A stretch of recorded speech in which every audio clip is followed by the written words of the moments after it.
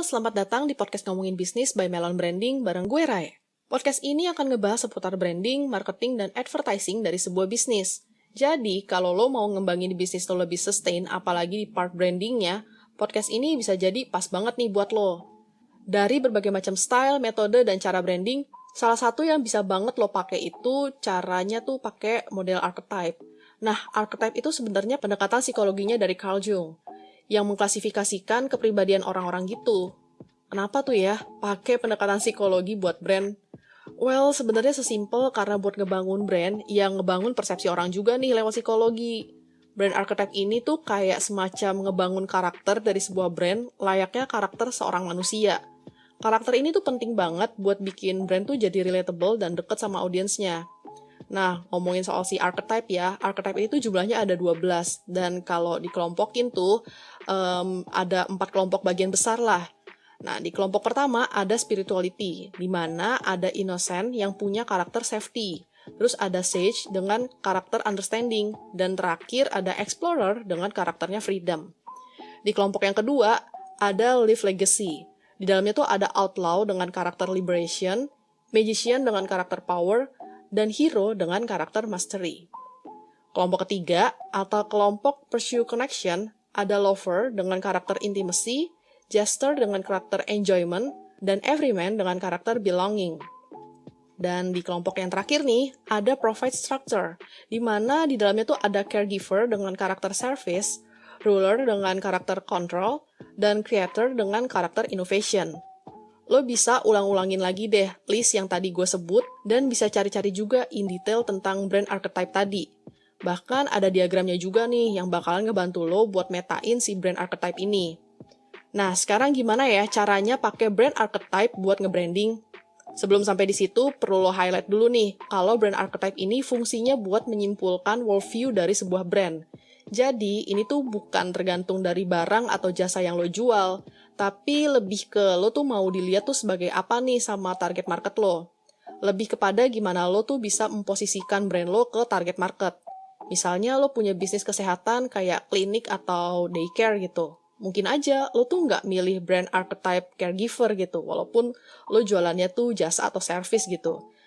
Nah, lo bisa pilih tuh brand archetype lain yang menurut lo lebih cocok dan lebih pas gitu. Keberadaan si brand archetype ini nantinya akan mempermudah proses branding lo juga, termasuk gaya komunikasi. Kalau gimana caranya brand archetype ini bisa ngebantu lo dalam proses branding, pertama ya, lo tuh pilih dulu nih, brand lo tuh maunya diklasifikasiin kayak gimana sih lewat si brand archetype. Kalau bisa sih pilih satu aja, maksimal 2 lah, biar nggak bingung dan pusing nih mikirin strategi branding dan komunikasinya.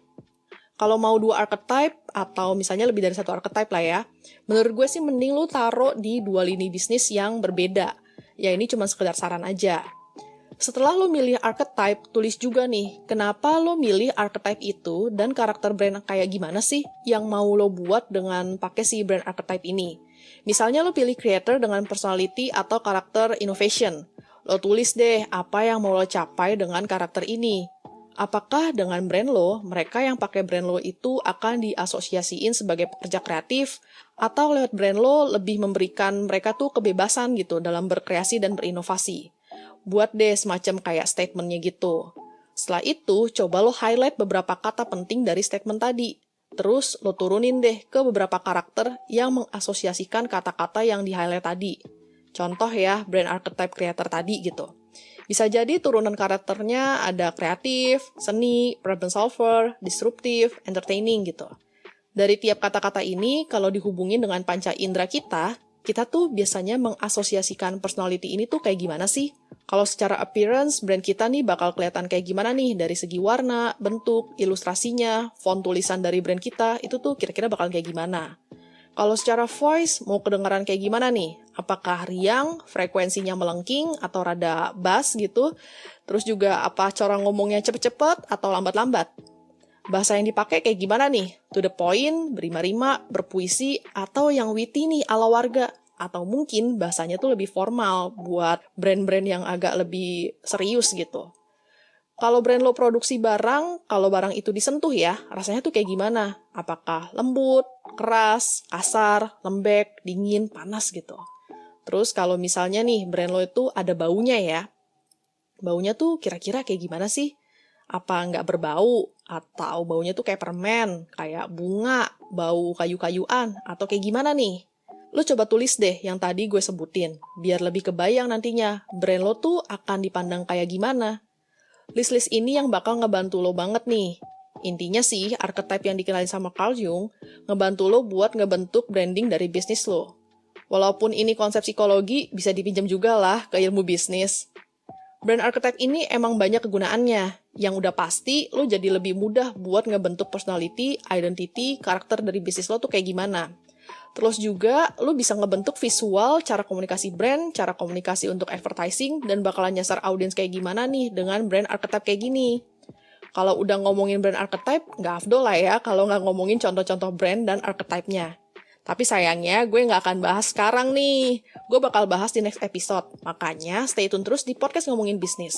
Selain di podcast, lo juga bisa dapetin konten-konten menarik seputar bisnis, marketing, advertising di Instagram kita @melonbranding dan di website www.melonbranding.com. Jangan lupa mampir, likes, dan share ya. Kalau lo suka sama konten-konten podcast yang udah kita buat, jangan lupa untuk kasih rate di Spotify. Thank you udah dengerin gue, sampai ketemu di next episode. Bye-bye!